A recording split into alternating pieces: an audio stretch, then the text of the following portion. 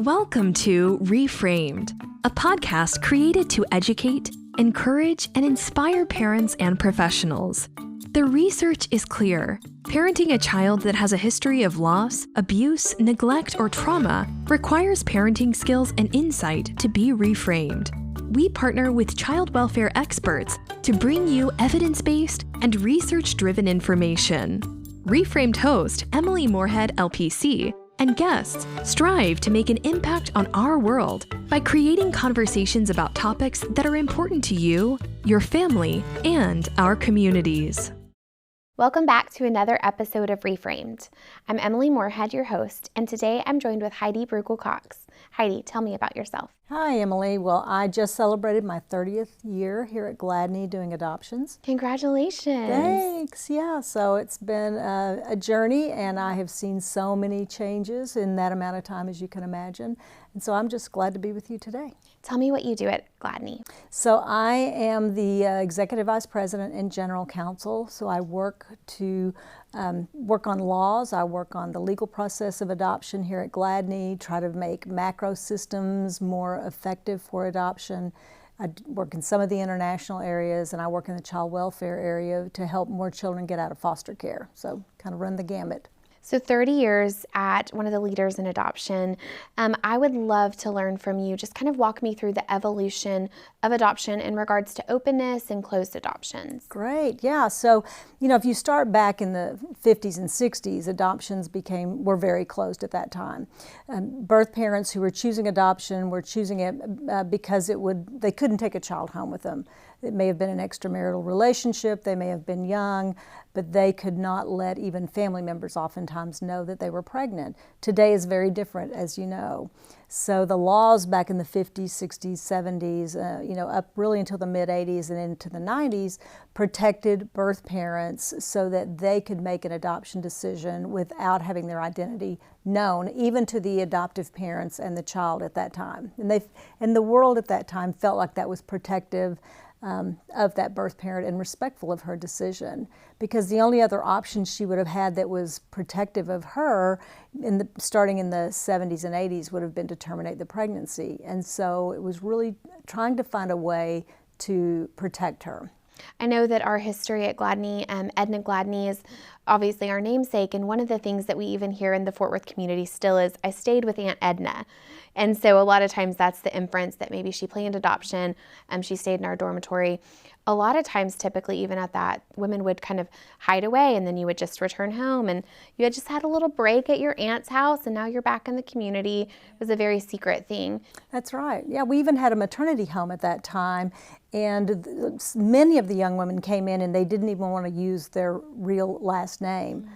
So, my name is Heidi Cox. At that time, I might have come in as Heidi Culver, just to have a different name. And it was up to the birth parent if that's what she wanted to do. But looking through all the old records, many of them used an assumed name within the dorm. In the legal documents, they used their real name. Sure. But it was a very interesting time. And now it's much more public. Women are proud of their adoption plans. They feel comfortable sharing that.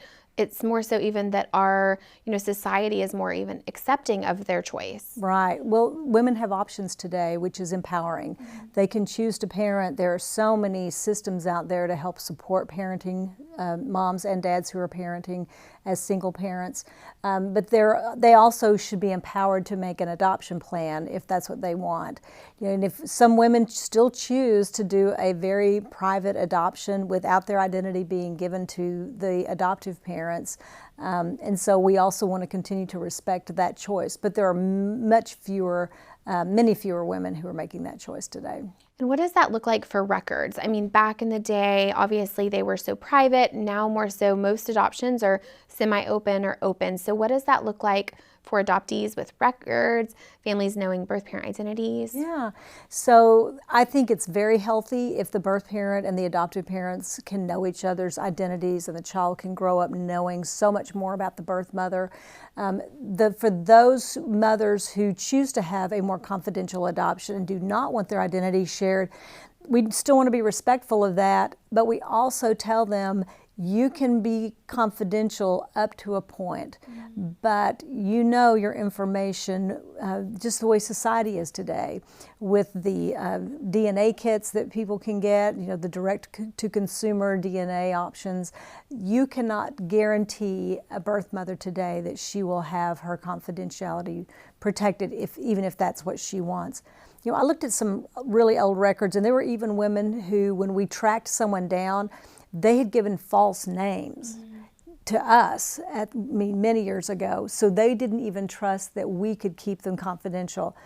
Today, that would never be an option because the DNA kits will identify the person regardless of their name. So Heidi, tell me what Gladney is doing and what active legislation is going on about records for adoptees and birth parents. Well, so we've worked for several years to try and give adopted adults access to their original birth certificates. We've drafted legislation, we've met with legislators, and we have just not found any traction in Texas yet. So Gladney's been very proactive in trying to give these adopted adults access, and we're hoping that we will be able to get there again in the next legislative session. But it's been a slow road. I know it's been frustrating for adopted adults who are trying to receive access to their records. How would you recommend balancing records information with the DNA information that's available these days? Well, I think what I would like for legislators and the public to understand who are opposed to giving adopted adults access to their records is that we can no longer protect birth parents. I've heard legislative aides talk about people have promised a birth parent that they would protect their privacy. Gladney made those same promises many years ago, and that's great, and as long as you have the power to make that promise. No one has that power today. So even if I promised you 10 years ago that I'm going to protect you and I'm never going to draft legislation that would give someone access to your identity, the DNA kits are giving access to the information. And what's happening is they're not going directly to the birth mother. They find the DNA connected to a cousin or an aunt or some other distant relative. And now the whole family's talking about who could be this birth parent who's connected within the second degree of consanguinity. And so she gets outed by all these relatives talking about who could this be and what could happen. If we would give people access to their original birth certificate, that would give the adult adopted person access to the name of the birth parent. That person could go directly to the birth mother and not go through this path of other relatives to find her. So I think it's way more respectful of the birth parent. And Gladney's whole history has been about respecting the birth parent, the adopted adult, the child, the family. There are a lot of people that we are trying to balance the interests and needs of. And today, the best way to balance those interests and needs is to give the adopted person access to their original birth records. I think that's really important to note, especially with looking at the records and looking at DNA, because I know that we've had adopted persons who are searching for someone and they found that, yes, the records say this person possibly as a father maybe, but really it turns out with DNA. And so some of our families and adopted persons and birth parents are even kind of working with DNA to ensure that the accuracy of the records is correct. Right. Our records are only as accurate as the information that we receive. We don't go and verify information. We have access to more ways to verify information today than we would have had 20 or 30 years ago. But if a birth parent tells us John Smith is the biological father and it turns out it's James Jones and DNA identifies that, that's the reality. So yes, there have been some surprises that we've gotten, but that's not an adoption-specific issue. You will hear stories over and over in families and people who are raised by their biological parents that they're finding out that they have other relatives they had no idea about or who they thought was their uncle is not. So this DNA access to information has really turned up a lot of new history for everyone in the world, not just for people who are adopted. And I want to make sure we remember that this is not an adoption-specific issue. That's a great point. I wonder what advice you would give for an adopted person who is frustrated by the barriers to get their records. Contact your legislators. that they say we need to make a change, and what can you do to be part of making that change, especially in Texas, because we've been working on that for a while, and we would love to have other people helping us to get there in a very respectful way, because there are differences of opinions for very good reason. So we have to be respectful of those opinion differences, but we also want to give the information that the legislators need to make the best decision to help these people get access to their records. What would you say to a birth mother who may be listening in and worried that maybe she could be found and that wasn't something that she was ready for? Yeah, there's not anything that anyone can do that's going to prevent it from happening. The world has shifted. People have access to more information than ever, and there is no one who has control over protecting her information any longer. So I would say prepare for it. And if you've worked with an agency, call the agency, see what they can do to help you. I would much rather have the agency or a professional help that birth parent and the adopted person build a relationship in a healthy way instead of someone outing someone else or showing up unexpectedly. So I think it's all about preparation and getting help, because that birth mother's going to want to know, how do I tell my adult children this story? How do I tell my other relatives? And if they're in their 70s or 80s, how do I talk about it and my grandchildren will know this? So there are ways to do it, and there are professionals there who can help with that. So I would say, get some help and let's get started on it, because it's coming. Before DNA, what we heard a lot of times was that people would call us, they would try to reunify with a birth parent, and as an agency, Gladney was able to really kind of handhold that process. But since DNA has come into the picture, we've lost a little bit of that control. And what I mean by handholding is that counseling piece. And so I love that you're saying, yes, this could happen, and get prepared for it.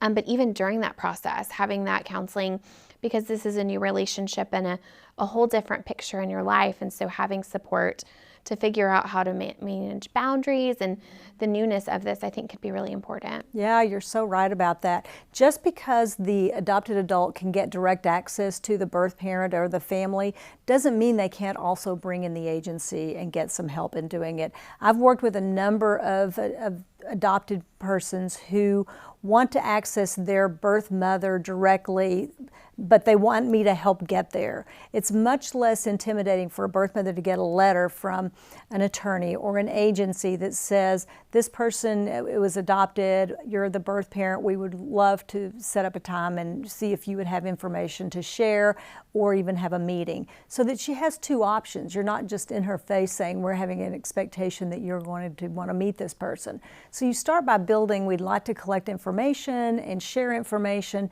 so that she has time to process. One thing that when someone who's adopted is looking for the birth parent, they've been processing this plan and this decision for quite a while. So when a birth parent is confronted with the opportunity to meet this adopted child, they may or may not have really thought it through and processed it at the same time, in the same way, with the same expectations. So by having a professional in the middle, you help both sides work on their expectations and try to get them to the best possible relationship. I mean, that really is the goal. All right, so you have been asking me a lot of questions, and I've been giving a lot of answers about the legal process of getting access to your birth certificates and to what the DNA kits are causing in the adoption world. But now I have a question for you. I've suggested that everyone should work with professionals because you need some help, whether you found your birth parent through DNA or through getting access to your birth certificate. So where do you recommend that someone go in order to get that kind of help? Yeah, so I actually worked in the post-adoption department for a few years and was able to facilitate several reunions, which was really fun and very complex. It's really exciting. It's exciting energy to meet this person that you've dreamed of for years. We have to kind of slow our roll sometimes too. And so I love the idea of connecting with a professional. We utilize Psychology Today in a lot of cases. It's really easy. You type in the insurance that you have, your zip code, and what you need specialization in. So, for example, adoption. And then interview those therapists. Do you have experience working with reunions? Can you help me with boundaries? What do you know about adoption? We have a lot of people who call us that aren't Gladney families, aren't Gladney adoptees, and definitely not Gladney birth parents, and so still happy to help facilitate those. And so in the show notes today, I'll even provide some resources for anyone who may not be a Gladney person specifically. One thing that we know is that it's so exciting, and our guidance is always just to take a deep breath when this connection happens. We always advise to just start the communication slowly. So maybe reveal your first name but not your last. Maybe share the state you live in but not the city. And as the relationship grows, just like any relationship, more can be divulged. One of our tips is to always avoid adding that person on social media immediately. It's a portal into your life. And so just being cautious of that immediate friend ad that's going to show maybe your kids and the school they go to, and you really want to slowly open your life just because you want to have control of that and you want to set those boundaries to set up the relationship for success. And that goes for both parties. I always think talking to a professional about maybe what your expectations of the relationship is helpful, because we know that each of you have different ideas going into this relationship about what you're hoping for, and learning how to communicate that to one another, I think, can really ease the pressure and start the relationship off in a really healthy way. Yeah. Great question. Yeah, well, so I'm hearing you say it's not always an Oprah moment when you first get access to your birth parent. Although Oprah shows that. So I think it really is. It's this process of just learning a new person and learning a new relationship and giving grace that there's going to be some bumps in the road during that learning process, but setting it up for success with a professional involved and just with awareness about slowly building it, I think can be really helpful. Good. Well, thanks. I've enjoyed visiting with you today. It was really great to have you, Heidi. Thanks for tuning in for this really important episode. We've provided all the links that we talked about today in your show notes so you can start the process of understanding your own identity better. We'll see you next time. Thanks for listening to Reframed. Visit gladneyuniversity.org to access the show notes and learn about upcoming trainings at Gladney University. We'd love your feedback, so please rate, review, and subscribe. Until next time.